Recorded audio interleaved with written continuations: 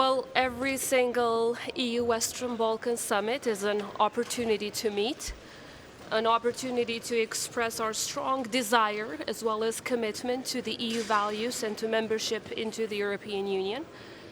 But at the same time, is an opportunity to be sincere with all those that we meet.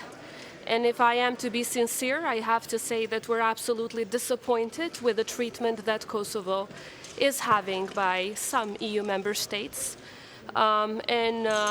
If we're asked why, obviously the main reason is because there is no progress in lifting the measures against Kosovo. They are still in place. And as we have seen the conclusions that are expected to be adopted, it doesn't look like they are going to be removed this December. I believe that these measures are unjust and they are also un-European. There is nothing European, there is nothing values-based about punishing an entire people, even on projects on drinking water. Therefore, I'm here to thank those 2/3 of member states that have been strongly supporting the lifting of measures against Kosovo, and at the same time talk to the ones that have not and ask them what's so European about punishing about 1.7 million Europeans who live in Kosovo, the most pro-European country on earth, with 97% of the people of Kosovo truly believing in our European path, a country that is at a 100% alignment with every common foreign security policy decision of the European Union, a country that was the first in the region to adopt sanctions against Russia, and still our people remain punished despite of the fact that we have fulfilled all of the conditions that were required of the European Union, while at the other hand, it's been more than 2 years that we have applied for European Union membership, yet our application is in the drawers somewhere. It's not even being reviewed, and the Council has not mandated the Commission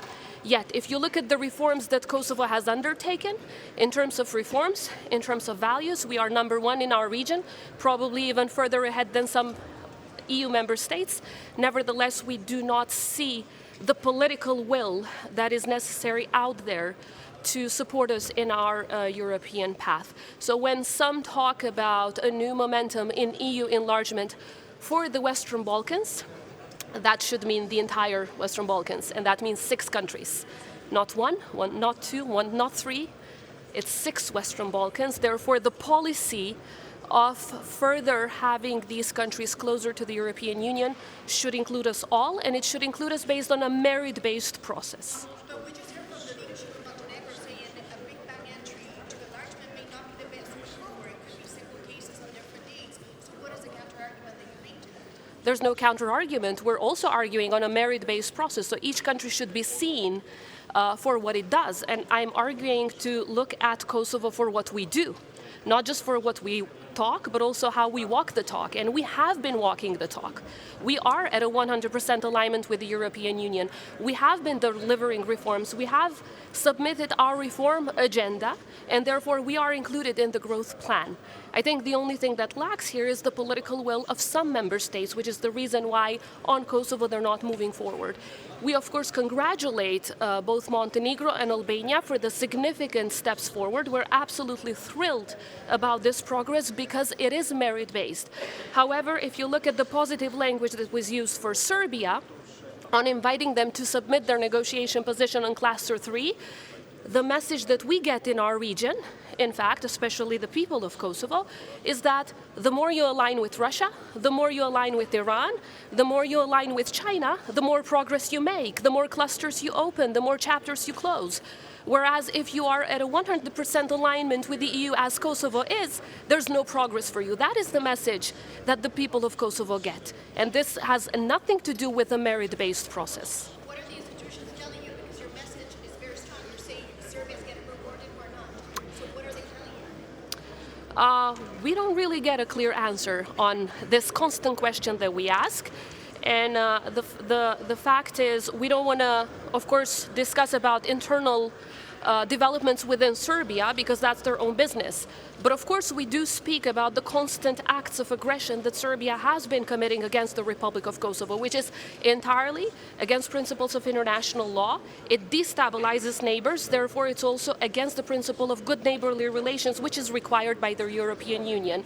Just last month, we had an attack in our critical infrastructure by Serbian gangs that was aiming at leaving 70% of the people of Kosovo without water, without energy, without heating in the middle of the winter. Of course, it resembles Russian attacks in Ukraine in the middle of the winter. So while that is happening, and while Serbia, as per the Council conclusions, has also not shown accountability for last year's acts of aggression against Kosovo and against NATO, they are rewarded because they are making significant steps forward. Therefore, I think the policy that is based on merits should apply to everyone in the region. And of course, whoever makes steps forward based on the merit-based process should move ahead and not take into account what we're doing on rule of law, on democracy, on economy, and all of the other reforms that are being taken in Kosovo.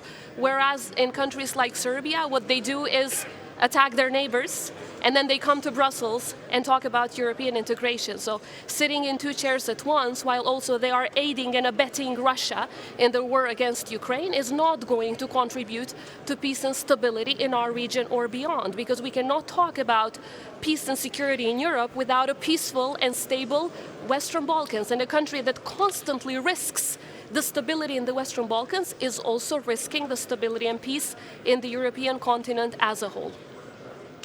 Thank you, everyone. Thank you.